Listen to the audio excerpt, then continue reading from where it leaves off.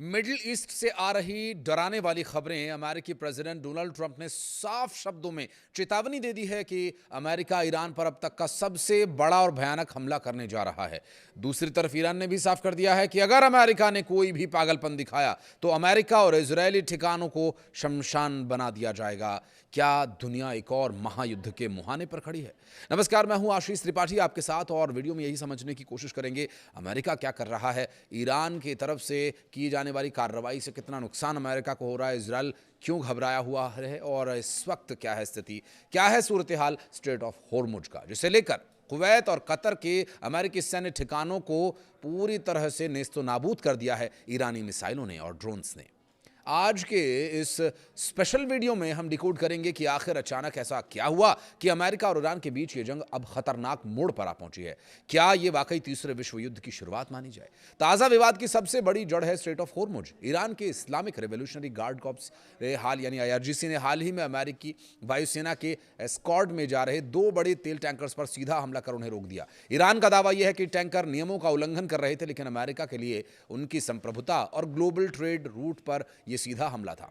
CNN की एक report के मुताबिक अमेरिकी राष्ट्रपति ट्रंप ने तुरंत कैबिनेट की एक इमरजेंसी मीटिंग कैंप डेविड में बुलाई और मीटिंग में ट्रंप ने जो कुछ कहा, उसके बाद जो कुछ उन्होंने कहा कि हम ईरान पर बहुत बड़ा तगड़ा प्रहार करने जा रहे हैं। खुफिया सूत्रों का कहना यह है कि इसी वीकेंड पर अमेरिका और इजरायल ने मिलकर ईरान के सबसे संवेदनशील एनर्जी इंफ्रास्ट्रक्चर और तेल रिफाइनरीज में से एक पर भीषण बमबारी की थी। लेकिन ईरान भी कोई 1990 के दशक का इराक नहीं है जिसे आसानी से दबाया जा सके। ईरान के पास अपनी खुद की खतरनाक मिसाइली टेक्नोलॉजी है और पिछले 48 घंटों में ईरान ने अपनी मॉन्स्टर मिसाइल्स और ड्रोन से कतर, कुवैत और जॉर्डन में मौजूद अमेरिकी मिलिट्री बेसिस को निशाना बनाया और कतर के अल उदेद एयरबेस पर कई मिसाइलें दागी गई मिसाइलों ने भारी तबाही मचाई है, जिनमें कुछ नागरिक और सैनिक घायल हुए हैं। वहीं कुवैत की सेना ने भी ये पुष्टि की है कि उनके एयर स्पेस में कई ईरानी ड्रोन्स की घुसपैठ हुई और महत्वपूर्ण ठिकानों को निशाना बनाया गया। ईरान का कहना यह है कि अमेरिका द्वारा हाल ही में ईरान द्वीप केशम आइलैंड पर किए गए हमलों का यह बदला है, जिसमें निर्दोष नागरिकों की जान गई थी।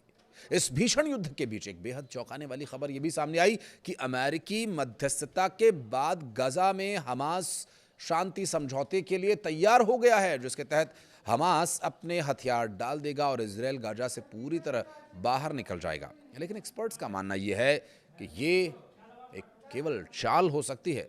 इजरायल और अमेरिका अब गजा के मोर्चे को शांत करके अपना पूरा ध्यान और पूरी सैन्य ताकत ईरान को चारों तरफ से घेरने में लगाना चाहते हैं। खबरें तो यहां तक हैं कि अमेरिका और इजरायल मिलकर ईरान से पूरी तरह से जमीनी और समुद्री नाकेबंदी कर उसे घेरना चाह रहे हैं और इसकी योजना बना रहे हैं ताकि ईरान का पूरी दुनिया से संपर्क और तेल का व्यापार हमेशा के लिए ठप हो जाए। ये जंग अब सिर्फ 2 देशों के बीच नहीं रही, इसमें दुनिया की महाशक्तियां कूद चुकी हैं। जी हाँ, भारत ने भी अपनी ओर से चिंता इस पूरे मामले पर जताई है, क्योंकि भारत की तरफ से इस पर यह कहा गया है कि जो हालात पैदा हो रहे हैं जिसमें भारतीय नाविकों को भी निशाना बनाया जा रहा है, ये नहीं होना चाहिए।